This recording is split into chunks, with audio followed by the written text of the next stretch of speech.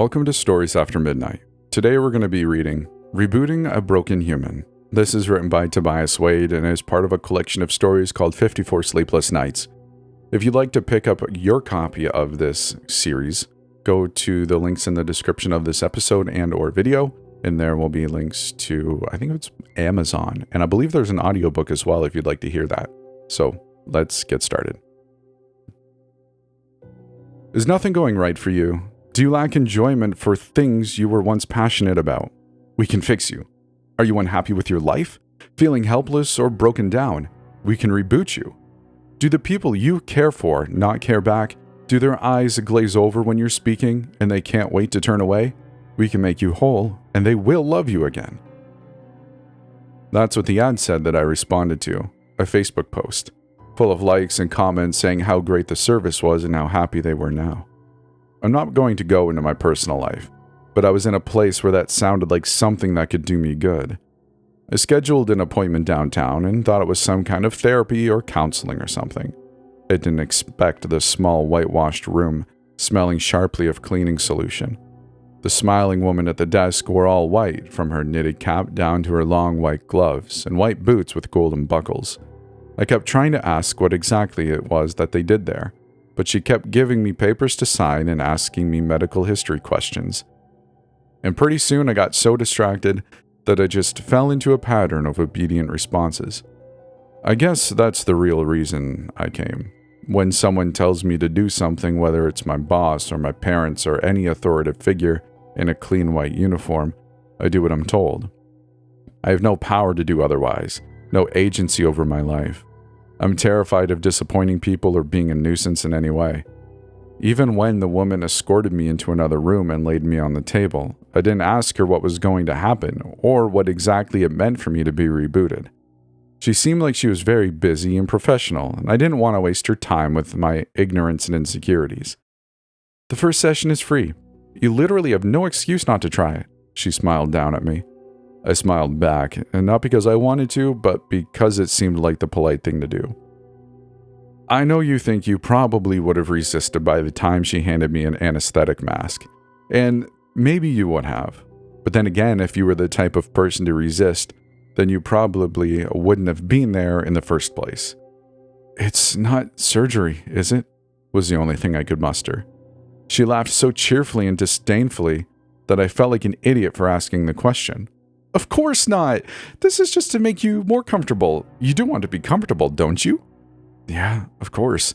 And you want to be happy? Who doesn't? Then put the mask on. She smiled down at me. I must have hesitated because she snapped the rubber band back and put the mask on for me without waiting for a reply. Then she gave me a thumbs up, and I found myself helplessly returning the gesture as the drowsiness overtook my body. When we woke up, we were sitting in the sterile white room again. We had trouble opening our eyes, but the woman was there to help us to our feet and gently guide us out the door. Thank you. I'll be back again next week, I heard myself say. Of course you will. You love the results and can't wait to tell everyone about it, the woman told me as she smiled and waved goodbye.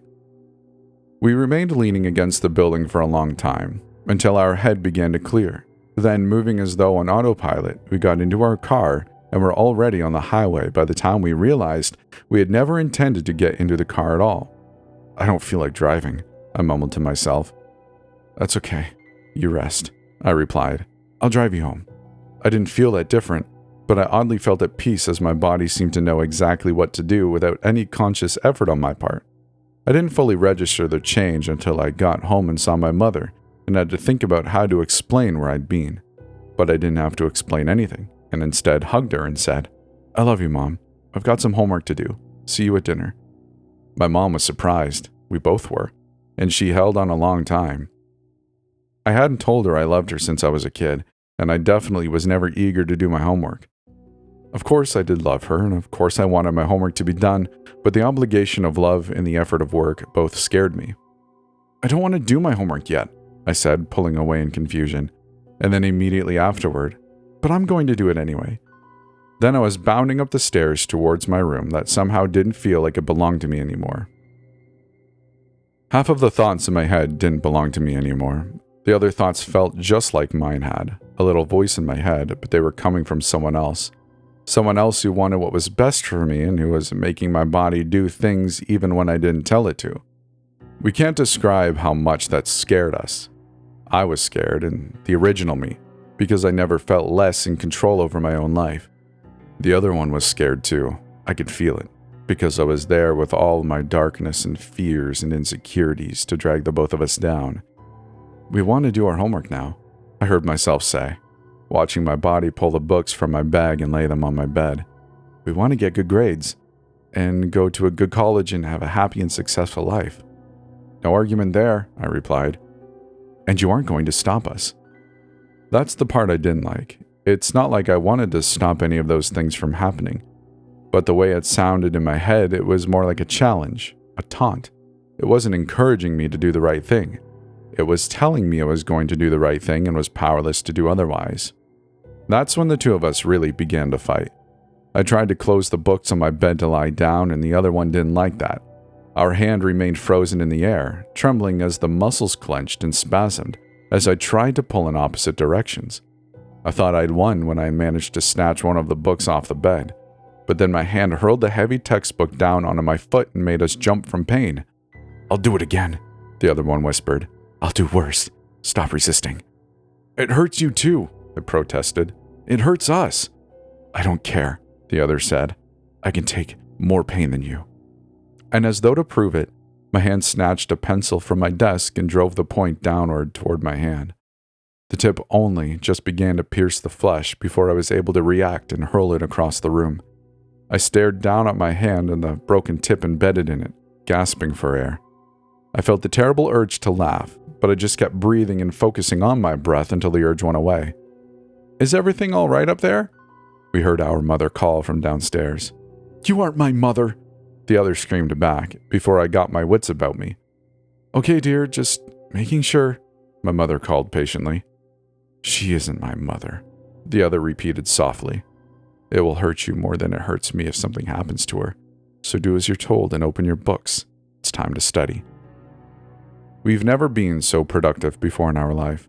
Our grades are improving, we're losing weight, and our mother is so happy at how sweet and kind we've become. But me, I've never felt so broken before. And that's the end of this little story. I hope you enjoyed it. If you did, let me know. Leave a comment, maybe subscribe for more wherever you are. If you'd like to come hang out with everyone in the I guess, the Midnighters clan, as we are known as, I guess, you can come join our Discord. And if you'd like to support the channel even more, check out the Patreon. There's some early access and some other things I'm trying to get started. There was a podcast, but anyways, it depends on when you listen to this, whether it's when it's released or 15,000 years down the road. I'm not sure. But anyways, there's a Patreon available if you'd like to support the channel. And with all that said, thank you for listening. I hope to see you in the next one.